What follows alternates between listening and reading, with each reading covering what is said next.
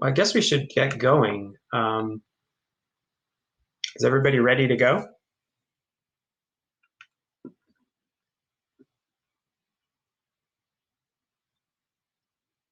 Okay, so yeah, I guess Ashley's suggesting that.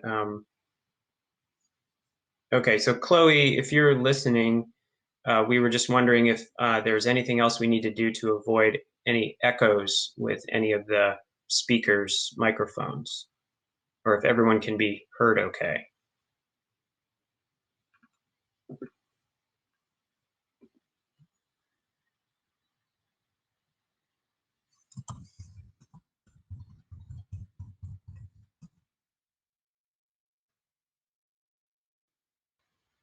Okay, great. So if you're not speaking, if you can mute yourself, there should be no echoes. So terrific. Okay, so why don't we get started? Because I think we're at time here and we don't have a huge amount of time for this session. And so so let me get started with a brief intro and then we'll get started with the first speaker. For those of you in the audience, good morning, everybody. My name's Jeff Lerner, and I'll be the moderator for this session on green infrastructure. I serve on the Greater Baltimore Wilderness Coalition Steering Committee, and I previously helped the coalition with a regional green infrastructure mapping effort. Green infrastructure can mean different things to different people. For some, green infrastructure is a large landscape scale network of connected and preferably intact natural areas. And for others, green infrastructure can also be smaller scale interventions that are designed to mimic natural processes, creating hybrids between natural and engineered solutions, and are primarily used in the management of wet weather. Sometimes this is specifically called green stormwater infrastructure.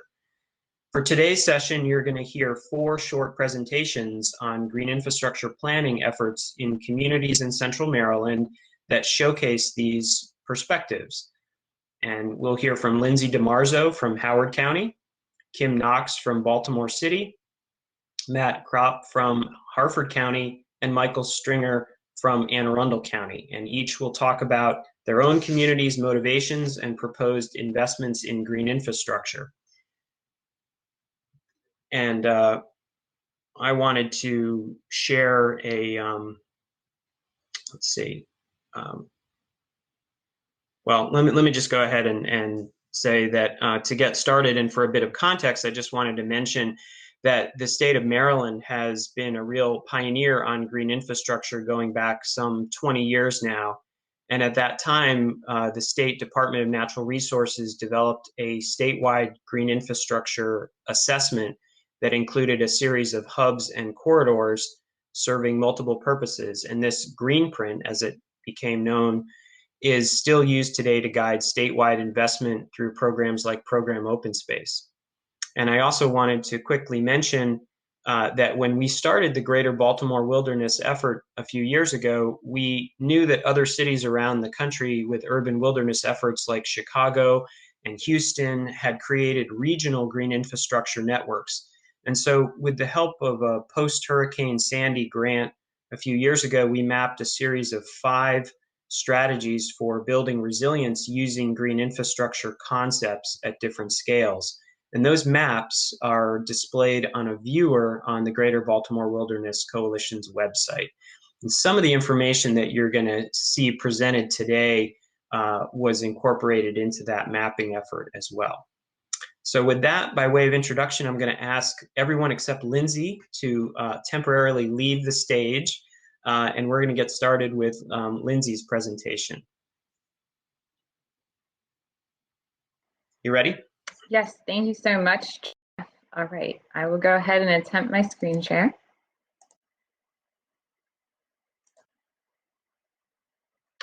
Of course, it's not coming up. Let me close out and grab it real quick again. Bear with me.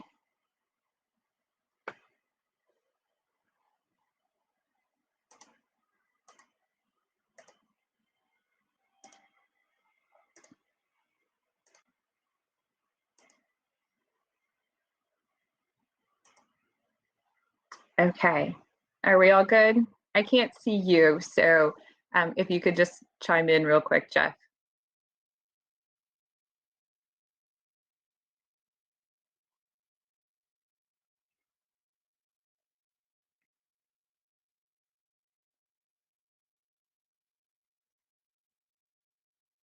Okay, so everyone can see, you could see it when I put it big? Yeah, it was coming up great. Sorry about that. Okay, sorry, no problem. All right, here we go. So I can't, I only have one monitor at home. It's very hard. Um, so here we go.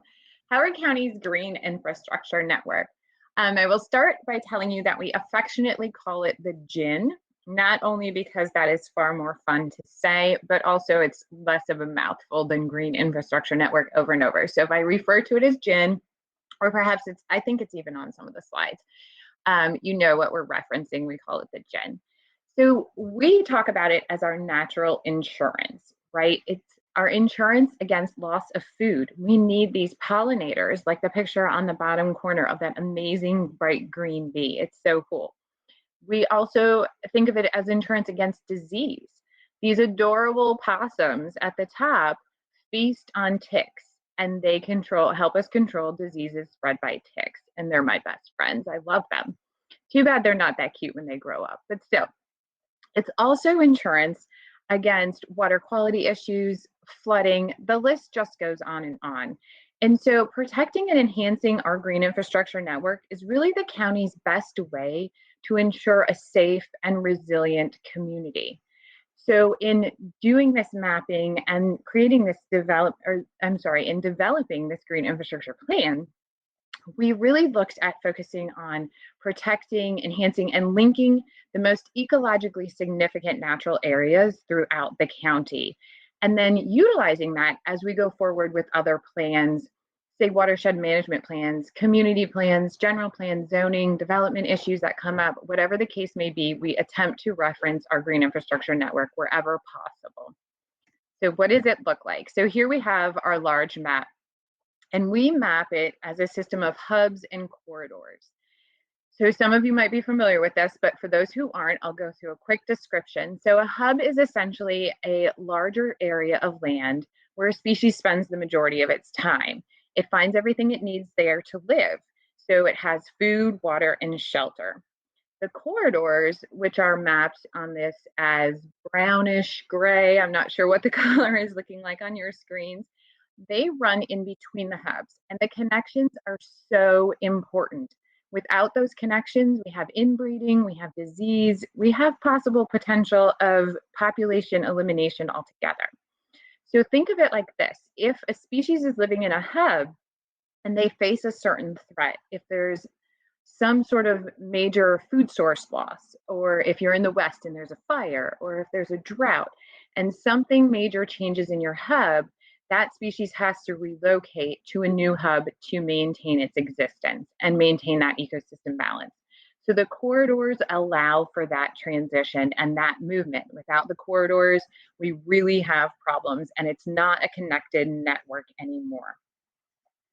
So how did we go about mapping this?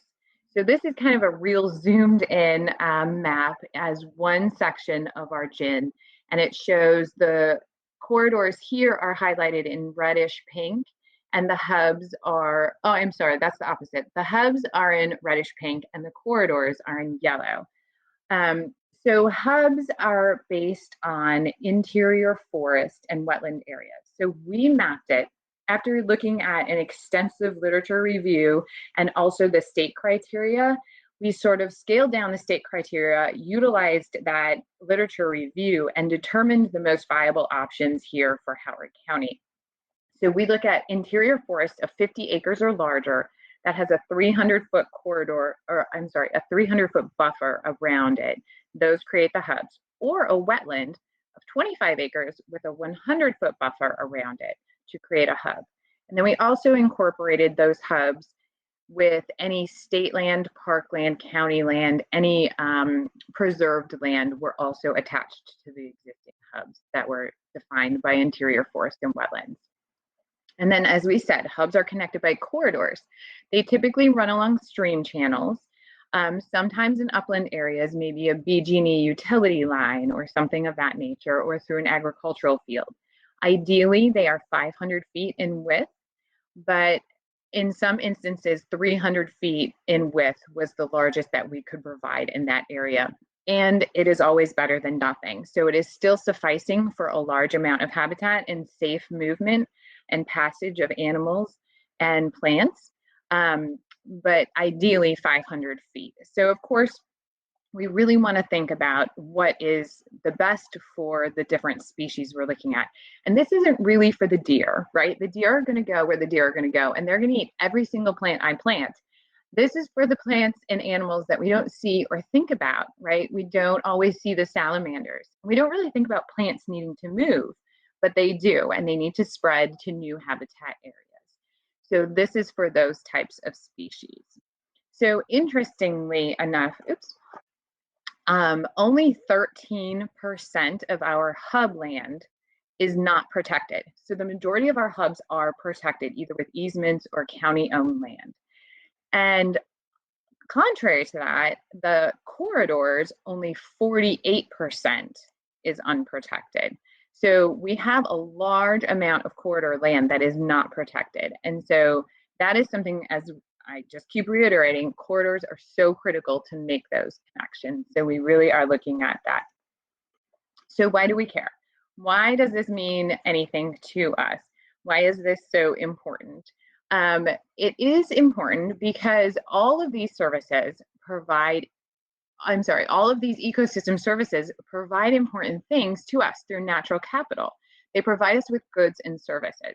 So there's a bunch of text on this page. I'm not really into text on my slideshows, but follow me along in the circles, starting with the gray. So imagine a tree planted. Trees have tons of benefits.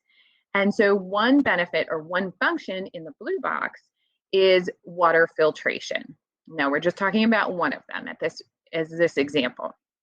That water filtration allows us to have cleaner water, whether that cleaner water is going to a reservoir for potable drinking water, and therefore the utility doesn't have to spend as much money in chemicals or treatment processes or filtration, and it provides us with cleaner drinking water, or it's going to the bay and it's allowing greater habitat for fish and crabs and oysters and all those things that everyone likes to feast on.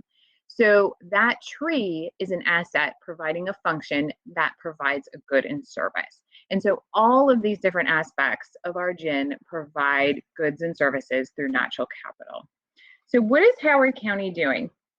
So it's one thing to sit in front of our computer, right, and map all of these places in a vacuum, but it's really important to get out and make sure that it is viable. So we're trying to get out and do as much ground truthing of our network as possible. Another great step we took was through our agricultural preservation program.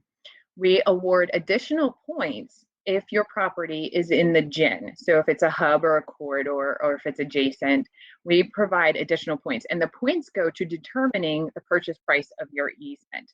So it's always beneficial. Now the picture on the right is a great example of how we've worked with agricultural properties. This is the before picture at the last remaining dairy farm in Howard County. And you can see that that stream is just not that beautiful. And those are people in the field, not cows, but typically there are cattle roaming that pasture, and all of the manure is being washed into the stream when it rains. And you can actually count the number of trees on your hand that you can see in that picture. It looks like about 4, maybe 5 to me. And so this is a green infrastructure corridor, or it was.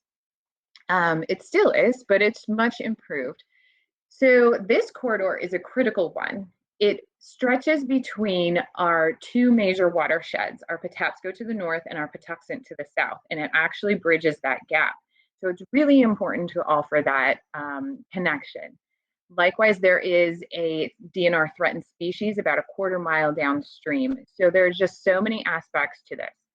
This stream was in bad need of repair. You can't quite tell from this drone photo, but there were 6-foot banks along this stream, just straight banks, and you could see the soil just falling into the stream. So we did a 6,000 linear foot stream restoration, planted over 30,000 trees along a buffer on each side of the stream. And the habitat has just flourished. It's improved. We have all sorts of critters in there, and it's only been 2 years, so it's miraculous. The buffer is also going to act as a filter for that water rushing off the pastures where the cows hang out. So the stream, I'm happy to say, now looks more like this. And again, that's only 2 years, and the willows were planted as live stakes, only, you know, like 6, 8 inches tall, and they've just taken off. And of course, we have a variety of other trees along the banks. So this corridor, this is an opportunity in other corridors to kind of follow this example. This was sort of a pilot to see how we could really work through that system. And so it's a great example, working with our partners, DNR and Washington Suburban Sanitary Commission, to see how we can allow ecosystem management on an agricultural property and how the two can coexist successfully. It's been a really, really happy experience. And it's great because, as I said in that natural capital example, this stream runs to a drinking water reservoir, which is why WSSC is a partner. They are able to have cleaner water as we're filtering it, as it's running to their drinking water reservoir.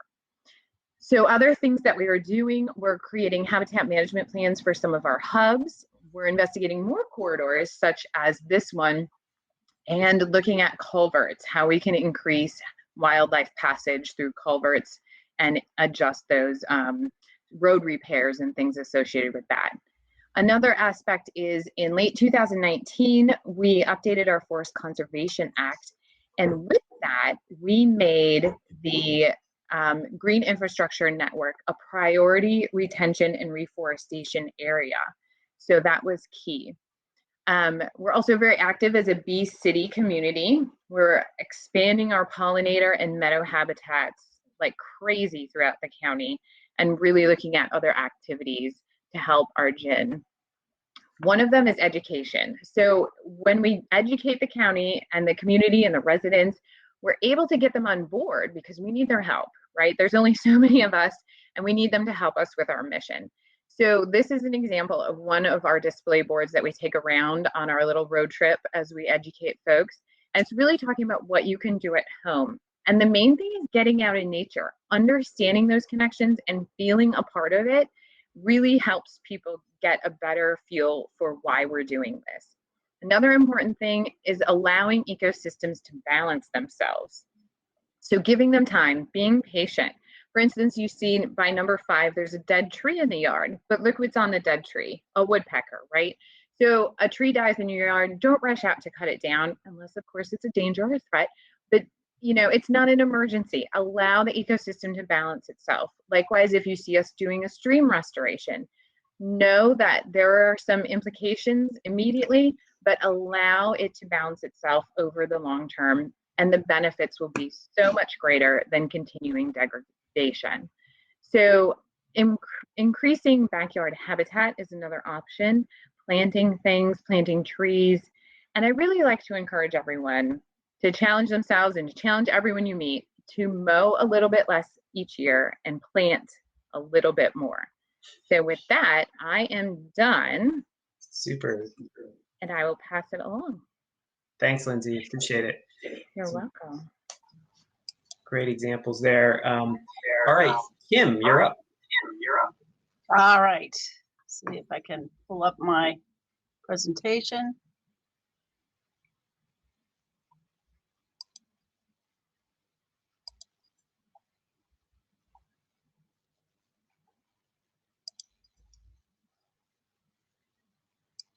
Okay. Do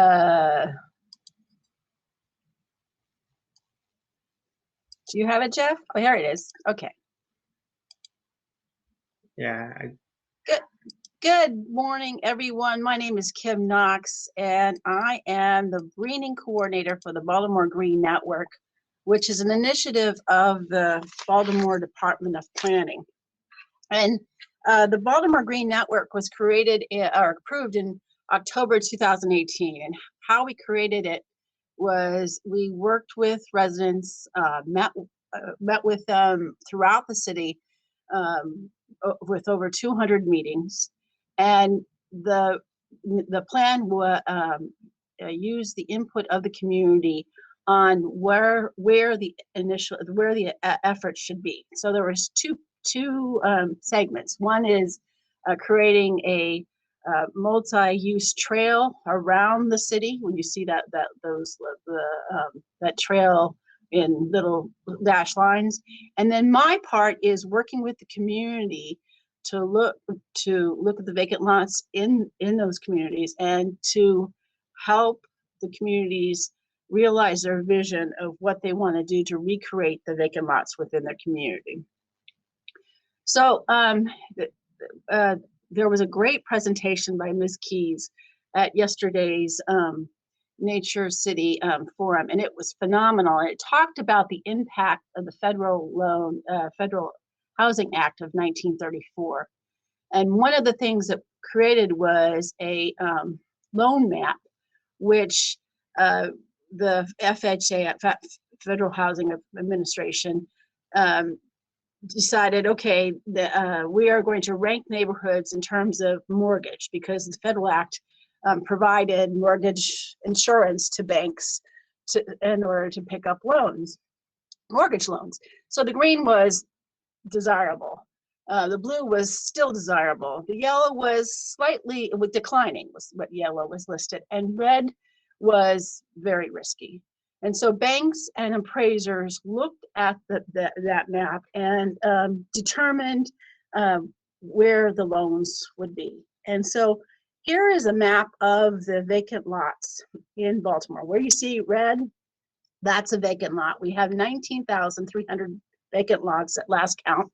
So sorry to break in, Kim, but I don't think your slides are advancing. Well, they're advancing for me, so okay. Are other people seeing them?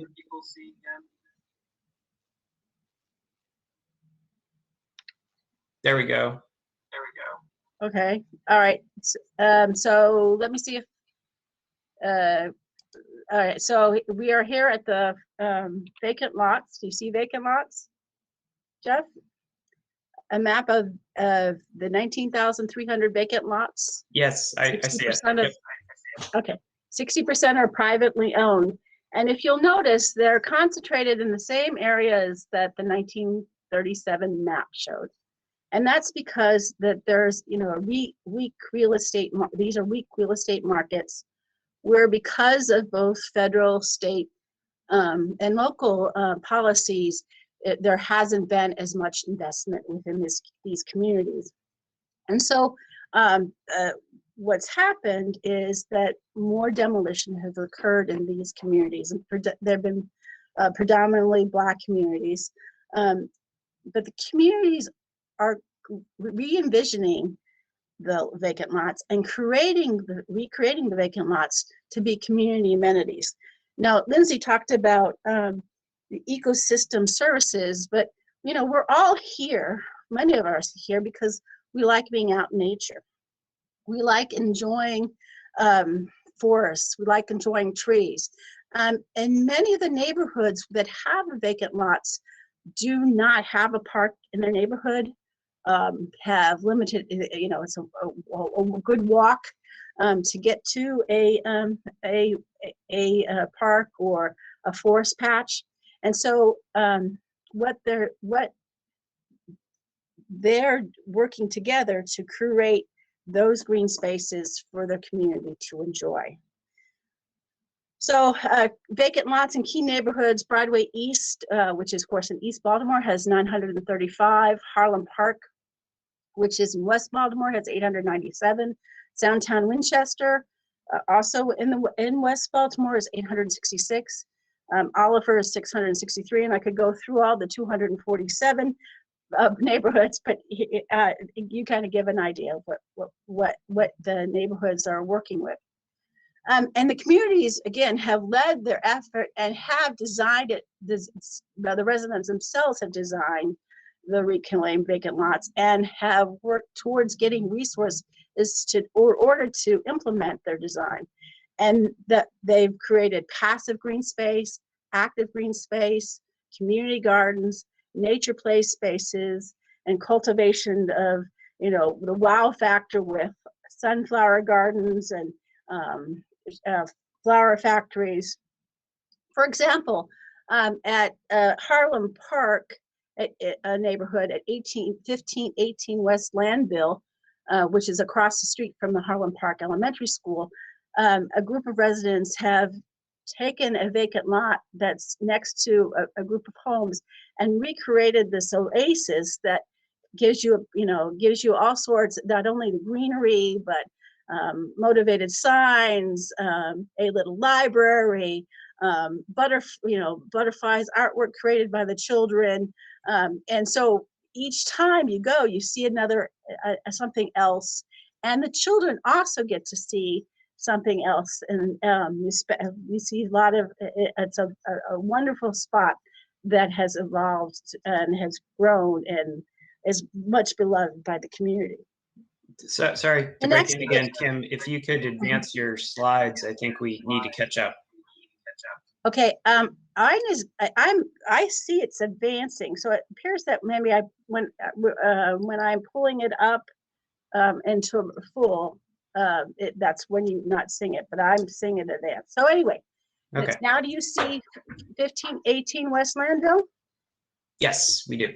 Yes. Okay. So again, this is, you can see this beautiful space that was created by residents of Harlem Park across the street from Harlem Park Elementary School, which provides elements of a little library, birdhouses, nature play space elements, so that not only that children can explore, elders can explore, and the entire community has fallen in love with.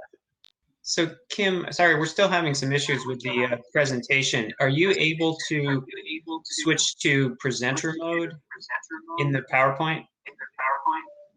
You weren't able to see me. I was in presenter mode and was for advancing, but you were saying you were seeing advancing. No, it looks like you're not in. Well, it looks like what we're seeing is not the presenter mode.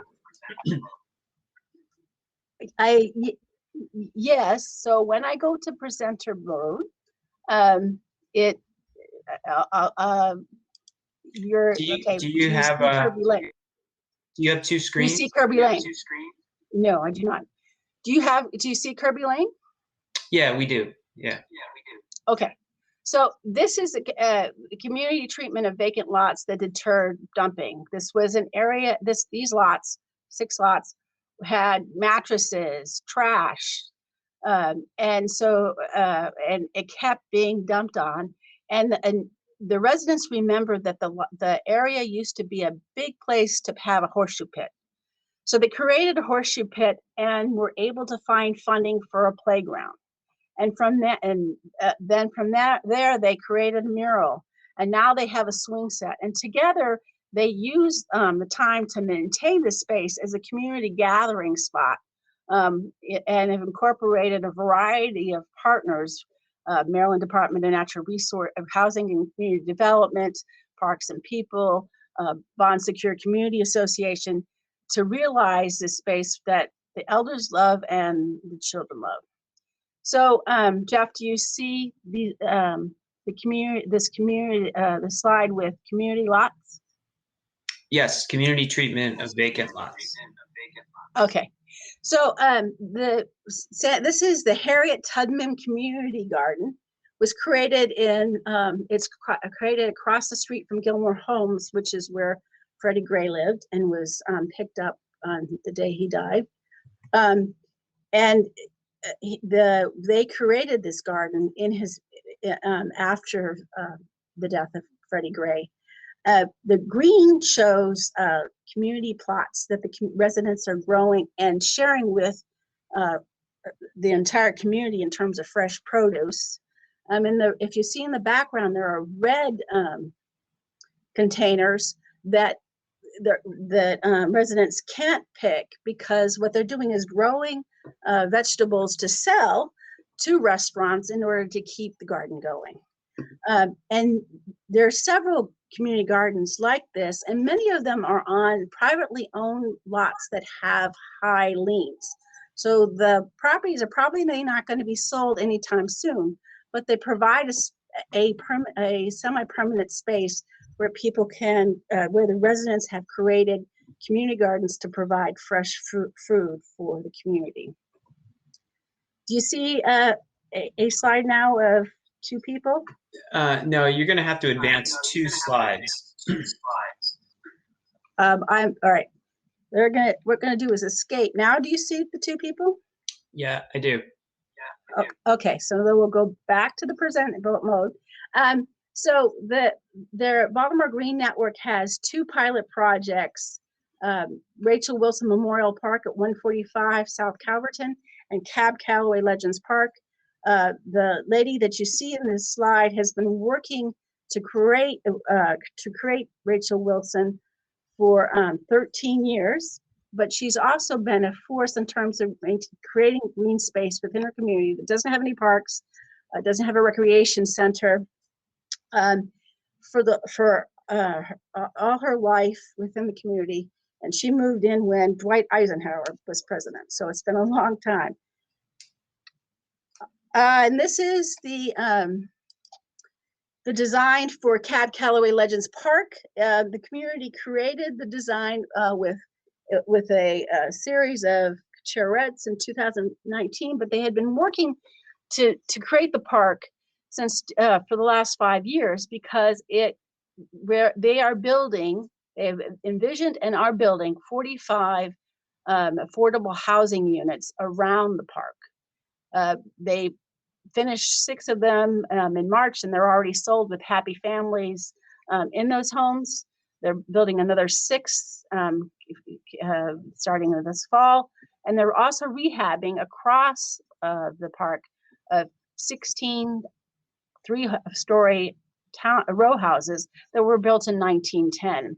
And the park also reflects the great icons who've lived in the community, not only Cab Calloway, but Matthew Henson, the Arctic explorer, Representative Eli Cummings, and other icons within the community. Sorry to break in again, Kim, but could you wrap up in the next slide? We're going to have to move on to some of the other speakers. I can. I'm about to do that. Okay, so, great. And then the last, in terms of Rachel Wilson, was created in. Was created after firefighter Rachel Wilson lost her life in a fire training exercising, becoming the first female firefighter to die in the line of duty. And the community has created a mosaic, a mural, and a playground is going to be built, the first time that a playground has been in the community in the last 70 years. So while the key being is that Baltimore, it has a green infrastructure, and it's the communities themselves, the neighborhoods themselves, who are recreating these green spaces in order to create amenities that they want in terms of a park and a green space to enjoy. Thank you so much. Excellent. Thanks, Kim. Great perspective on the communities in the Baltimore area. And I think we're going to move on to Matt. Yep. Okay.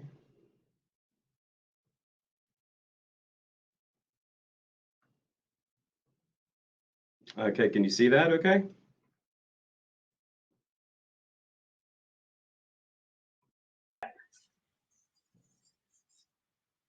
Okay, so let me know. I've hit share screen and I went to PowerPoint. I only have one monitor, so it's tough. Yeah. No, sorry. Unfortunately, I'm not seeing it. Oh,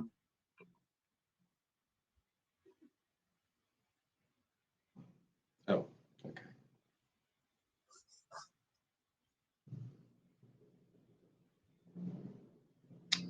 Oh boy. Oh, there we go. Okay, Yep. Is that good now? Yeah, it looks great. Great. Okay. Welcome everybody. I just wanted to give what Harford County's been doing in terms of green infrastructure implementation since our plan was completed in 2018. First, I always like to point out and thank our partners at Department of Natural Resources and NOAA for the grant that really helped at that time fund the development of the plan. So in Harford County, green infrastructure planning really started in 2015, actually with the Greater Baltimore Wilderness Coalition. We did a community visioning for green infrastructure then, and then roughly about the same time, a little bit after that, Harford County was developing its master plan, which we decided to really push hard for the development of a green infrastructure plan in that. And again, with the funding of our partners and assistance back then, we were able to complete our plan back in 2018. So as we know, green infrastructure means different things in different places at different scales. In Harford County, we asked our citizens at our community input meeting, what were their priorities for goals for green infrastructure planning, and then also implementation strategies. And by and large, the protection of natural resources and wildlife corridors, and also were the goals that mostly came out of that process. And then the prioritization of acquiring those key areas were the strategies identified. So, all right, so what have we been doing since 2018? And basically we've been doing these three things: acquiring these key natural areas and connecting corridors. Well, we've been using the green infrastructure data as a planning tool, and we've been doing demonstration projects. So this slide has a lot going on. I could probably spend 10 minutes just discussing this slide because there's so much here, but there's three things I really wanted to go over with the map. In Harford County, for those that aren't familiar, we have a large portion of the county that is owned and by the federal government, Aberdeen Proving Ground. So that portion of our county was not identified, or we have no access to any of their lands. So in Harford County, I-95 runs up northeast through the county, and essentially our development envelope runs south of that. It comes up, wraps around Bel Air, and then follows along 95. The second thing is really what I wanted to show was, and this map is from 2018, and it probably should be updated to reflect current conditions, but you can see the gray hatched areas in Harford County, and those are all protected lands that we have either by county or state park, or by conservation easement. Usually most of these are by ag preservation easements, or rural legacy or other easements, but we have a very strong ag preservation program. So you can see how much we're doing outside of our growth area for protecting lands. The third thing I wanted to point out was that in this map, the blue areas are the high conservation values in the model that kind of spit out, that showed where to kind of target these lands to be preserved. So, and I wanted to point out, I don't know if you can see my mouse, but there's a blue area right north of 95 that ranked very, very high. So, and I'm happy to report that in December of 2020, that portion, 905 acres, were acquired. Actually, the Conservation Fund, Maryland DNR, and our local Harford Land Trust were involved in that acquisition. So that was just such an important large property to be targeted for conservation. We're just thrilled that happened. And then the second picture, several months before that, the county, actually Harford County government, was involved using program open space to acquire about 350 acres called Bellevue Farm. And it's in red, and it's actually has frontage on the bay. And it fits in nicely with the other green parcels that have already been acquired as county park. So you can see that was a key acquisition, tying in nicely to getting a large tract of land. That provides a great connective piece there.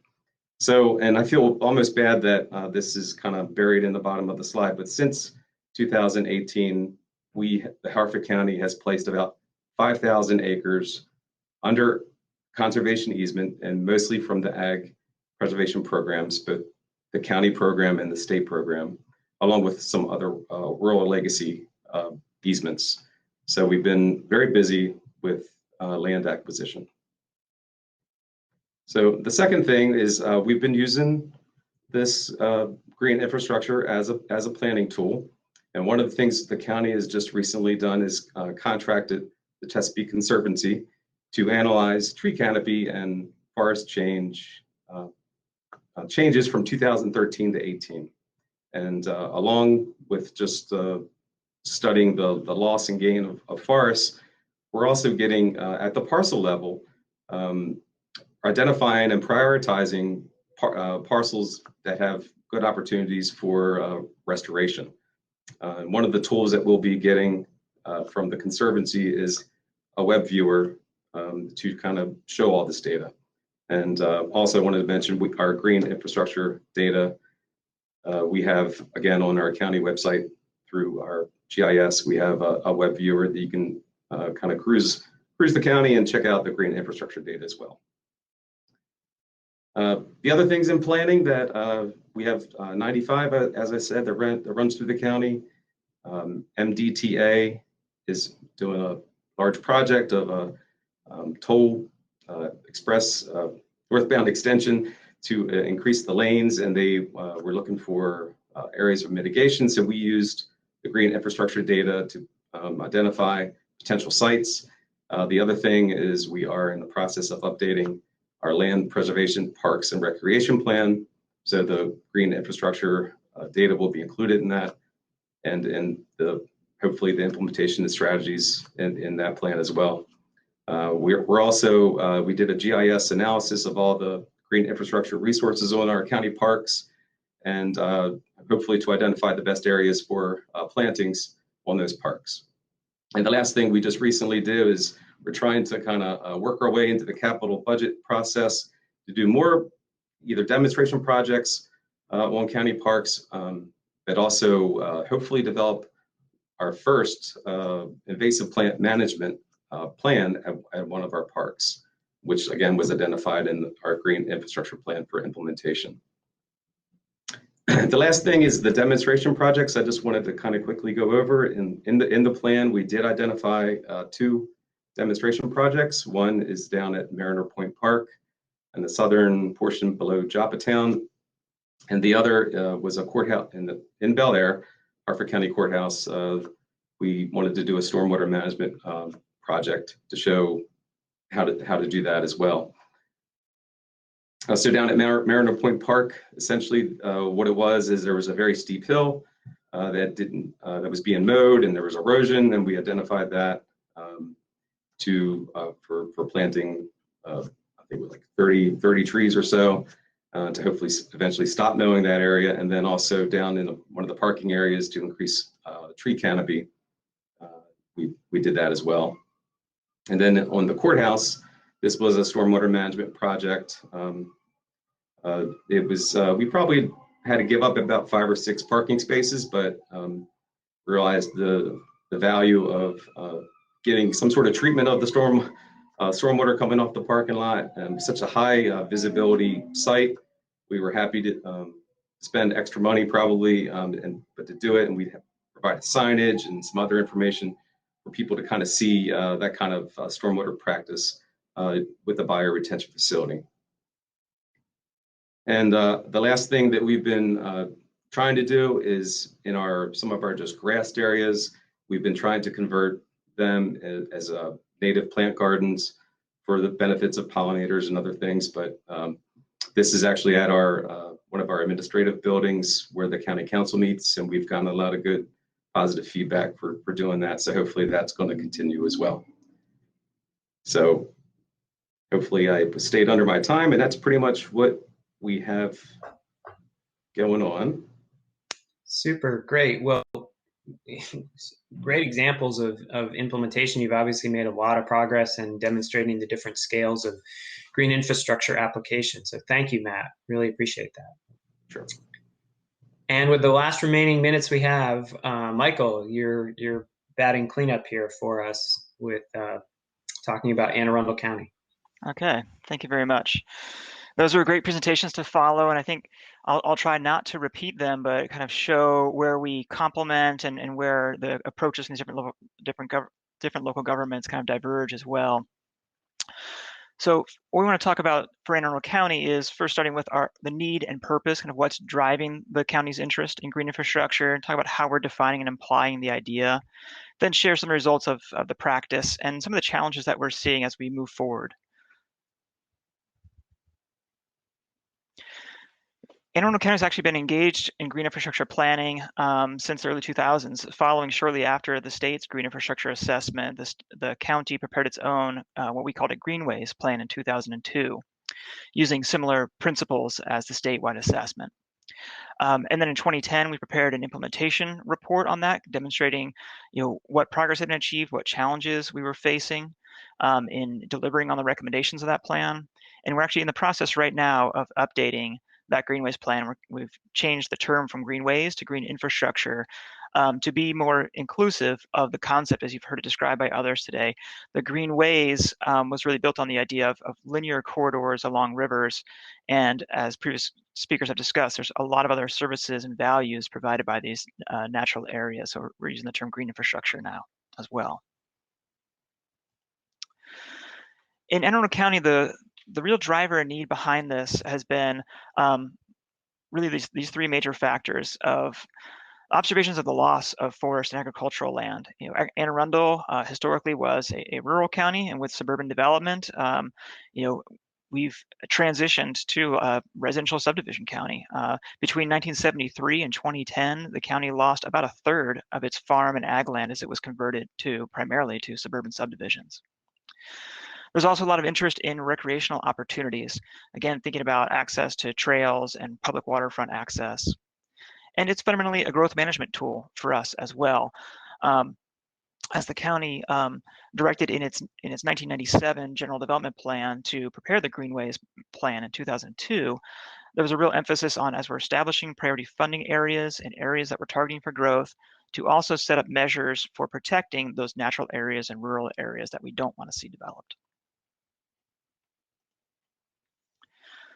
The purpose in both the 2002 and now the updated plan is primarily focused on protecting those largest contiguous natural areas in the county and the connections between them. So that same idea of hubs and corridors that was discussed earlier. We use it primarily as a tool for guiding the county's proactive land conservation efforts through fee simple acquisition and easements. It also does play a role in our development review. It is not a regulatory plan. We have environmental regulations around natural features, streams, wetlands, steep slopes, etc., as well as our forest conservation ordinance. But when development projects do come in that are located in our green infrastructure, we try to work on a voluntary basis with those applicants to see how we can change the site design to reduce or avoid impacts to green infrastructure. The mapping approach has been similar to what you heard from with Howard and Harford counties of looking at hubs and corridors. This map is showing that 2002 network, and you can see just visually that it really gravitates along our stream corridors as these connections and shows some of the largest natural areas in the county. We're fortunate to have the Patuxent Wildlife Refuge run by the Fish and Wildlife Service in the west part of our county, some great state parks like Sandy Point State Park near the Bay Bridge, as well as a lot of our county parks. As we updated this for the 2021 effort, really focused on updating the data sets. Obviously, we have a lot more robust and sophisticated data sources and GIS analysis tools now than we did 20 years ago.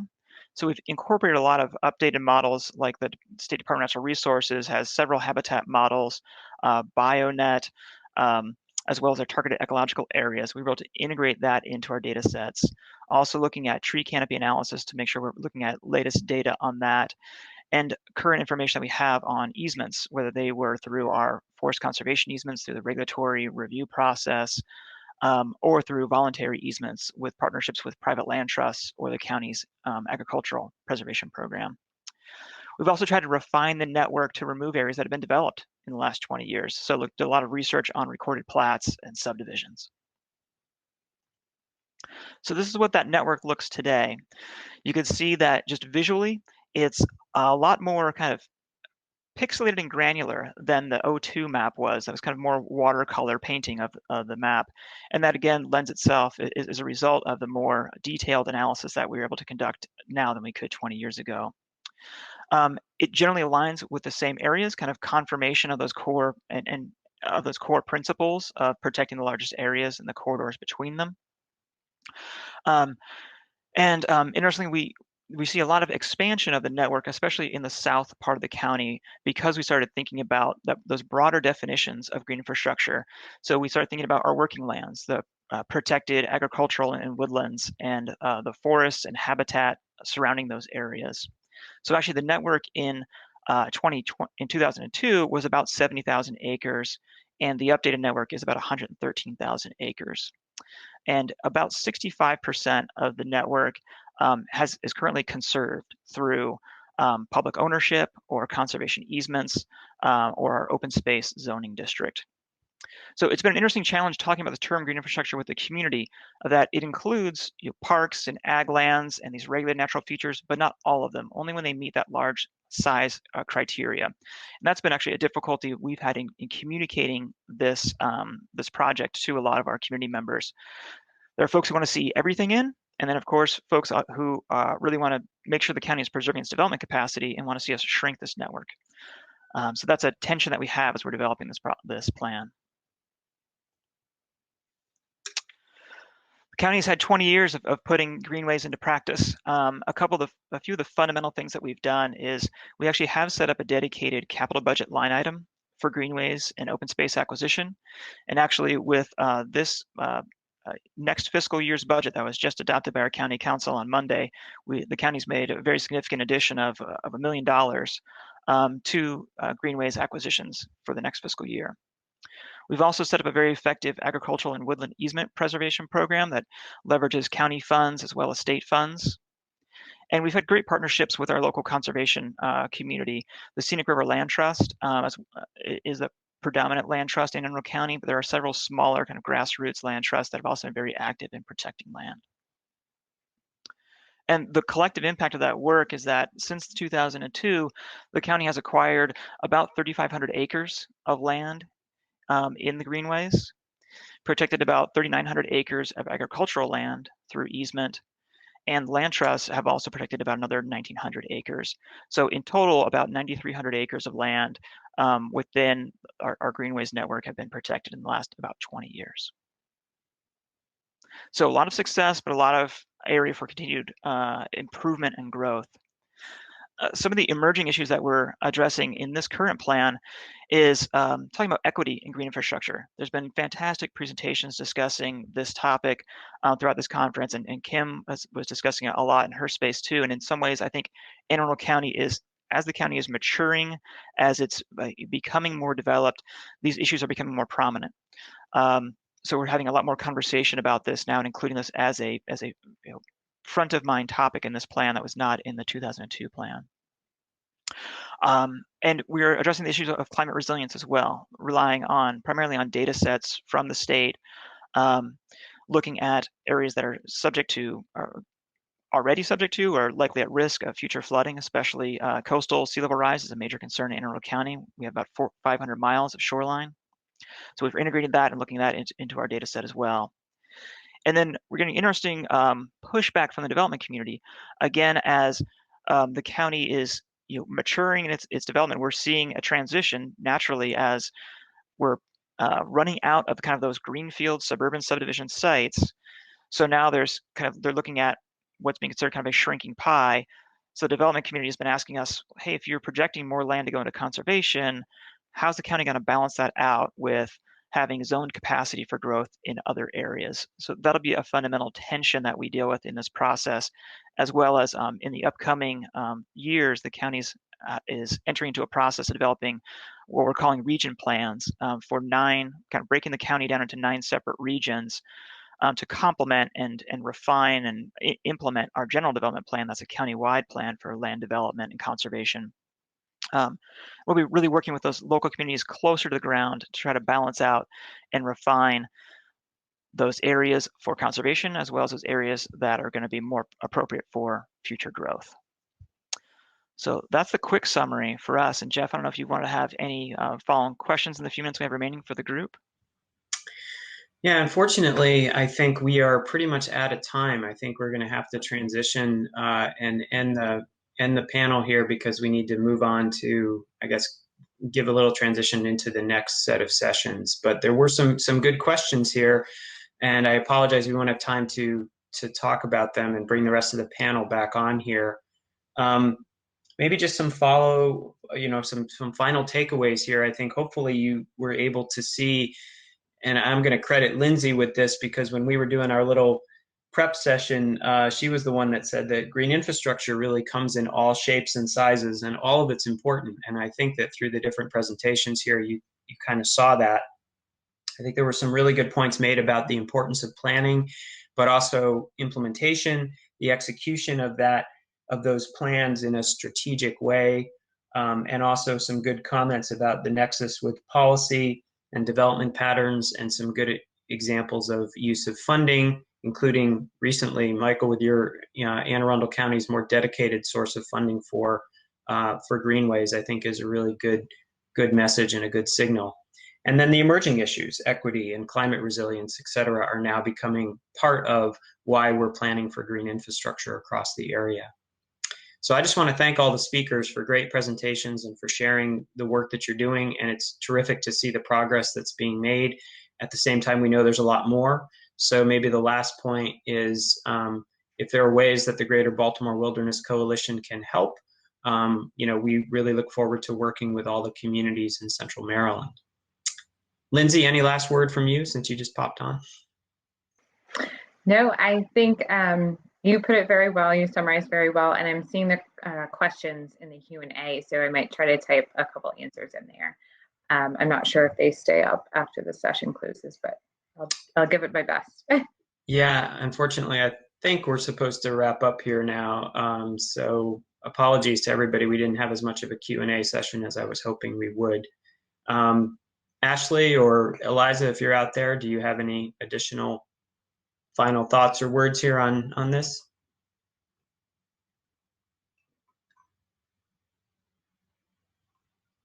Nope.